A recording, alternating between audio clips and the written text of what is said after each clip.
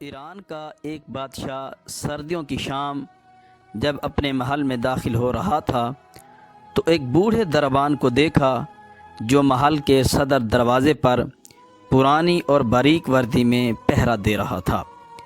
بادشاہ نے اس کے قریب اپنی سواری کو رکوایا اور اس ضعیف دربان سے پوچھنے لگا، سردی نہیں لگ رہی؟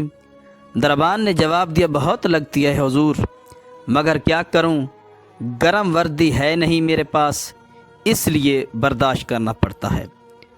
میں ابھی محل کے اندر جا کر اپنا ہی کوئی گرم جوڑا بھیجتا ہوں۔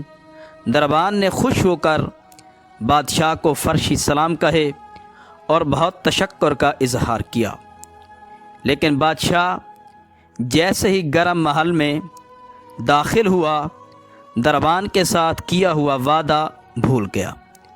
صبح دروازے پر اس بوڑھے دربان کی اکڑی ہوئی لاش ملی اور قریب ہی مٹی پر اس کے یخ بسا انگلیوں سے لکھی گئی یہ تحریر بھی، بادشاہ سلامت، میں کئی سالوں سے سردیوں میں اسی نازک وردی میں دربانی کر رہا تھا، مگر کل رات آپ کے گرم لباس کے وعدے نے میری جان نکال دی۔ سہارے انسان کو کھوکھلا کر دیتے ہیں، اسی طرح امیدیں کمزور کر دیتی ہیں۔